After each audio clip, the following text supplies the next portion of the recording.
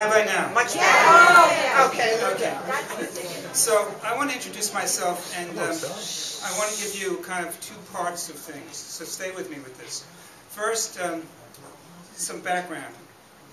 6th grade held the record for sitting in the dummy row the longest. Each week we took a test, and your seats were arranged by how you did on the test, and I held the record for the last row. Dropped out of Lafayette High School in Bensonhurst. Sandy Koufax. He's older than you. But yes. But then graduated first in my class, PhD class at Syracuse University.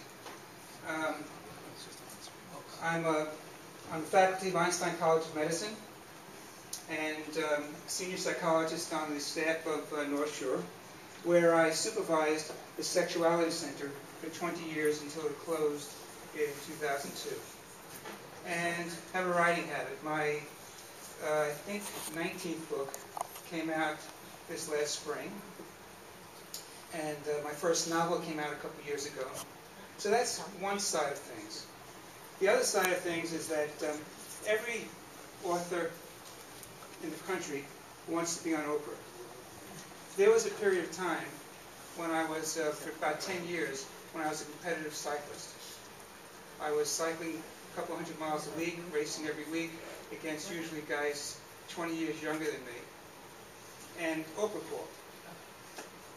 And I had my people tell her people that I was out of the country. So I got run over twice on the bike, never won a race, and Oprah has never returned my calls since. So you have on the one hand, fairly impressive credentials. On the other hand, schmuck. So for me, I think it sort of balances out. And by the way, when it comes to sexuality, there's also two parts to it. There's the front of the screen and there's the back of the screen. And actually, I have written about both. Let me give you examples of the front of the screen. The front of the screen sells. This is one of my books, The Art of the Quickie. Fast sex, fast orgasm, anytime, anywhere. Big seller.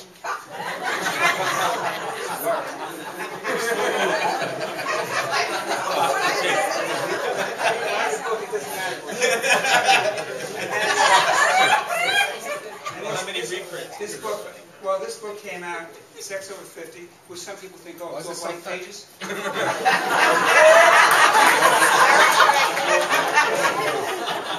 book came out in 1998. I did an update last summer. So it's been out, for over 10 years. Sex over 60. Sex over 50. Well, over 50 could be 60 as well.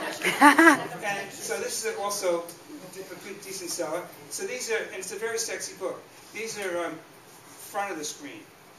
Front of the screen has to do with erotica, sexy stuff, this kind of stuff that sells. And then there's back of the screen. It seems like a sexy book. It's not about sex. It's naked intimacy. And that is what I want to talk to you about tonight, because this doesn't get that much exposure. So I want to give you... He didn't mean it. Went I'm going to do the jokes. So I want to start off this way. And this story, by the way, was told to me by a psychologist / sex therapist who way predated, in fact I spoke at his memorial in Columbia University last year, who way predated Masters and Johnson, who I did a 2-year postdoctoral fellowship with. And the story, and he was writing about sexuality very graphically during the McCarthy era, which was not an easy thing to do. So he talks about this couple. It's their 25th anniversary. And they're celebrating, they go out and they have a romantic dinner. They do everything right. They don't drink too much. They don't eat too much. They come back and they start to make love and it's just not going. finally, one says to the other, "Are you having as much trouble thinking of someone else tonight as I am?" And there is a point to that. The point of it is that naked intimacy, that is, being naked figuratively, is way harder than taking your clothes off. Taking your clothes off comparatively is easier, much easier. So that's what I want to talk to you about. In fact, let me give you an example of something. I have a blog on drblock.com, the website. And this is what I wrote, and this is a response. I wrote, "When I go into a restaurant and glance at the couples, there's a palpable difference in energy levels. Some couples are animated, others are staring past each other. Often the energized couples, I assume, are dating, and the stale couples are married." And here's what one woman wrote back.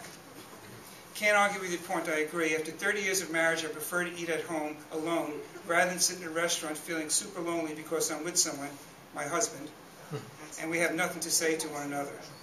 My husband comes home from work, goes to his workout, comes home, fixes what he wants to eat, and retires to his TV and computer. Last night he came out after 3 hours of napping, TV, computer surfing, and drinking, and approached me for sex.